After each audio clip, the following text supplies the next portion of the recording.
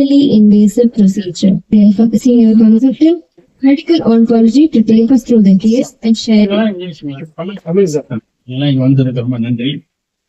அதாவது இந்த ப்ரொசீஜரை பத்தி நான் ஒரு ஜஸ்ட் ஒரு இன்ட்ரடக்ஷன் மட்டும் சொல்றேன். குறிப்பிட்ட இந்த நோயாளிக்கு அது எப்படி பயன்பட்டதுன்றது அவங்க பண்ண டாக்டரே சொல்லுவாங்க உங்களுக்கு. இந்த ப்ரொசீஜர் பேர் வேக்யூம் அசிஸ்டட் பயாப்சி அப்படின்னு சொன்னா உங்களுக்கு அந்த பேர்லயே அது விளக்கம் இருக்கு. வேக்யூம்னா உங்களுக்கு எல்லாருக்கும் தெரியும், வெற்றிடம். ஸோ இந்த பயாப்சின்றது நம்ம திசு எடுத்து பரிசோதனை பண்ணது. எல்லா கட்டியுமே பொதுவா நமக்கு திசு பரிசோதனை பண்ணாம இது திட்டவட்டமா எந்த வகையான கட்டியும் தெரியாது. கேன்சர் கட்டியா, இல்ல சாதாரண கட்டியா, இல்ல கேன்சர் ஆகக்கூடிய கட்டியா, அது மாதிரி பல வித்தியாசங்கள் இருக்குது. இது தெரியணும், நம்ம திசு பரிசோதனை பண்ணிதான் ஆகணும். ஸோ அதுல உங்களுக்கு எல்லாருக்கும் தெரிஞ்சிருக்கும், பயாப்சின்றது யூஸ்வலா ஒரு சாதாரணமா ஒரு ஊசி போட்டு இல்ல வெட்டி ரெண்டு முறையில எடுப்பாங்க. இதுல இந்த வேக்யூம் வெற்றிடம் இப்ப நீங்க வேக்யூம் கிளீனர் உங்களுக்கு தெரியும், அது எப்படி ஆளுக்கா இழுக்குதுன்ட்டு. அதே மாதிரி பிரின்சிபிள்ல இந்த நீடல்ல அந்த வேக்யூம் இது இருக்கிறதுனால, வெற்றிடம் இருக்கிறதுனால இப்ப அந்த நீடல் போட்டாக்கா அந்த இது அப்படியே உள்ள கட் பண்ணிக்கும். அது கட் பண்ண பிறகு ஒரு சின்ன பிளேட் மாதிரி இருக்கும், அது கட் பண்ணிடும். ஸோ அந்த சதை கிடைக்கும்.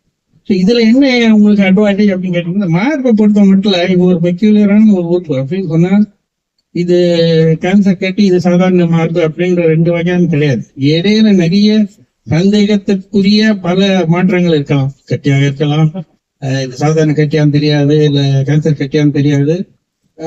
ஸோ நீங்க ஒரு மேமோகிராம் எல்லாம் எடுத்தீங்கன்னா கூட உங்களுக்கு திட்டவட்டமா பல முறை சொல்ல முடியாது. சிலப்பு சொல்ல முடியாது திட்டவட்டமா, பல கட்டங்களை சொல்ல முடியாது. ரெண்டாவது ரொம்ப சின்ன கட்டியா இருக்கலாம், அல்லது இந்த கால்சிஃபிகேஷன் சொன்னாங்க, கால்சியம் இந்த மாதிரி ஏற்கனவே அறுவை சிகிச்சை செய்த பெண்மணியா இருக்கலாம். அறுவை சிகிச்சை செய்த மாற்றங்களாலே கன்ஃபியூஷன் வரும்.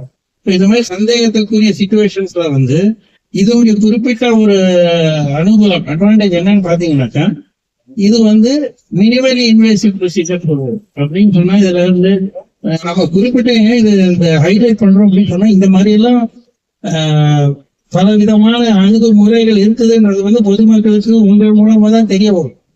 ஏன்னா நிறைய பேர் நினைக்கிறாங்க பயாப்சினா ஒரே ஒரு வழிதான் இருக்குது, அது கீறுவாங்க, இது பண்ணுவாங்க அப்படிங்கிறது. அப்படி கிடையாது. இது ஒரு நான் இன்வேசிவ் ப்ரொசீஜர் அப்படின்னு சொன்னா, மினிமலா அவுட் பேஷண்ட் தான் இதுல ஸ்டிச்சஸ் கிடையாது, கட்டிங் கிடையாது, எதுவுமே கிடையாது. அதனால ஒரு சின்ன ஒரு நிக் மாதிரி பண்ணுவாங்க தவிர வேற எதுவும் கிடையாது. ஸோ அது ஒரு Thank you, sir, for the Rajsiddhartha clinical lead and senior. இந்த ப்ரொசீஜர் திருப்பி நாங்க ஏன் ப்ரொசீஜர்னு சொல்றோம்னா, இது சர்ஜரியே கிடையாது. ஸோ பேஷண்ட் அட்மிட் ஆகிட்டு இந்த ஓபி பேசிஸ்லயே அந்த ப்ரொசீஜர் பண்ணிக்கலாம்.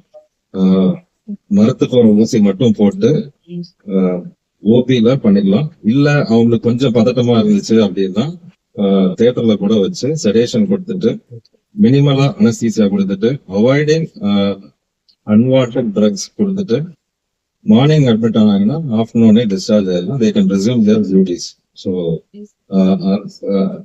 என்னோட மெயின் இதுவே எம்பசஸ் இதை ஒரு ப்ரொசீஜரா தான் கன்சிடர் பண்றோம். இது ஒரு சர்ஜரி கிடையாது. இதை இன்னும் ஸ்கிரீனிங் ப்ரொமோட் பண்ணணும். இந்த மாதிரி வேக்யூம் அசிஸ்டட் எக்ஸிஷன் பயாப்சி ப்ரொசீஜர் பத்தி தான் இன்னைக்கு நம்ம டெமான்ஸ்ட்ரேட் பண்ண போறோம். சொன்ன மாதிரி இப்போ எல்லாருக்கும் அந்த அப்நார்மல் டிஷ்யூஸ் சாதாரண கொழுப்பு கட்டி மாதிரி வளர்ந்துட்டு வருதா, இல்ல ஃபியூச்சர்ல ஏதாவது தொந்தரவு கொடுக்கும் போதா, இந்த சமயத்திலேயே நம்ம எடுத்துடலாமான்னு பார்க்கறதுக்கு தான் இந்த மாதிரி ப்ரொசீஜர்ஸ் நம்ம பண்றோம். அதே யங் ஏஜ் குரூப்ல பார்க்கும்போது கொழுப்பு கட்டி பார்க்கறது தான் ஜாஸ்தி. அண்ட் சில பேருக்கு அந்த கொழுப்பு கட்டி வளர சமயத்துல அது கொஞ்சம் டிஸ்டார்ட் பண்ணலாம், வலினால சிம்டம்ஸ் ஜாஸ்தியா இருக்கலாம்.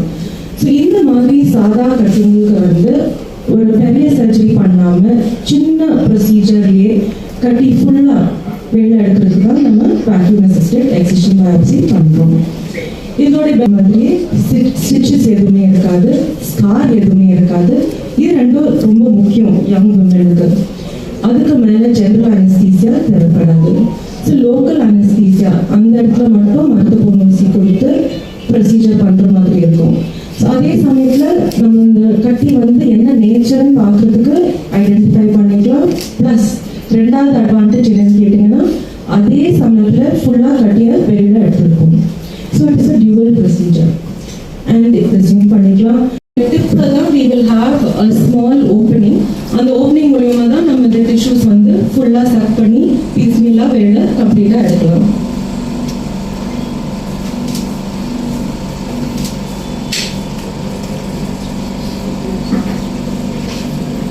Just give us a few minutes until the ultrasound comes. சரி சரி So இது ஒரு கட்டின்னு யோசிக்கலாம். This is the olive we have placed inside. அது கட்டின்னு நம்மளுக்கு இப்போதைக்கு யோசிக்கலாம்.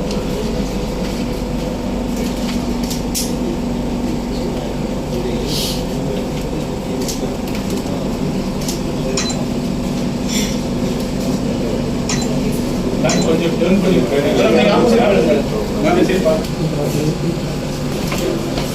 இடத்துல வந்து Light எங்க வச்சு. பார்த்துட்டு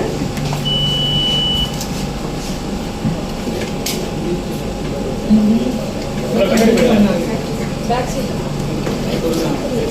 The needle going in and out.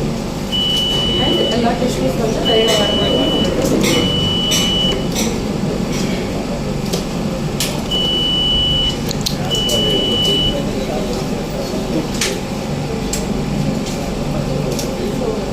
இன்னொரு அட்வான்டேஜ் என்னன்னா இந்த டிஷ்யூஸை வந்து நம்ம கட் பண்ணி எடுக்கிற சமயத்துல எந்த tissue advantage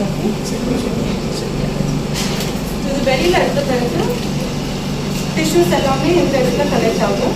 so we remove the whole thing and we sent the tissues for testing. So this is So அதுக்காக we ask the patient to come back after 3 months to check everything எல்லாமே நல்லா இருக்கான்னு. அதே மாதிரி every 6 months we'll ask the patient to come back so that நாங்களும் we make sure that திருப்பி வரலன்ற ஒரு confirmation பேஷண்ட்க்கும் இருக்கும் எங்களுக்கும் we are என் பேர் டாக்டர் M.A. ராஜா. நான் இந்திய புற்றுநோய் மருத்துவமனையில் மூத்த ஆலோசகராகவும் புற்றுநோய் இயக்குநராகவும் பணிபுரிகிறேன். இன்று நாம் பேசக்கூடியது வந்து வெற்றிட உதவி திசு பரிசோதனை சொல்லலாம். தமிழ்ல ஆங்கிலத்தில் சொல்லணும்னா வேக்யூம் அசிஸ்டட் பயாப்சி. இது குறிப்பா மார்பக புற்றுநோய் உடைய சூழ்நிலையில அது எப்படி உபயோகம் அப்படின்னு சொன்னா புறநோயாளியாக செய்யலாம். அது அந்த பக்க விளைவுகள் மிக குறைவாக செய்யலாம். தழும்பு கையல் எதுவும் இல்லாமல் செய்யலாம். இது போன்ற பல அனுகூலங்கள் இருக்கின்றன. இது எல்லா கட்டிக்கும் பொருந்தாது. எங்கு அது பொருந்துமோ அது நிச்சயமாக அது ஒரு கூடுதலாக ஒரு பெனிஃபிட்டா அந்த நோயாளியோ அந்த பெண்மணிக்கு சிலப்போ சாதாரண கட்டியா கூட இருக்கலாம். இது ஒரு நோயுடைய தன்மையை கண்டுபிடிக்கும் பரிசோதனையாகவும் இருக்கலாம். சில தருணங்கள் அதை சிகிச்சை செய்யும் முறையாகவும் இருக்கலாம்.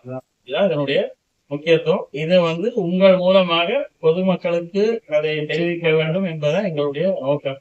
ஏன்னா டயக்னோஸ் பண்ணிக்கிறதுக்கு ஃபாலோ அப்ல வைக்கணும். இந்த கட்டியோடைய ஷேப் வந்து கொஞ்சம்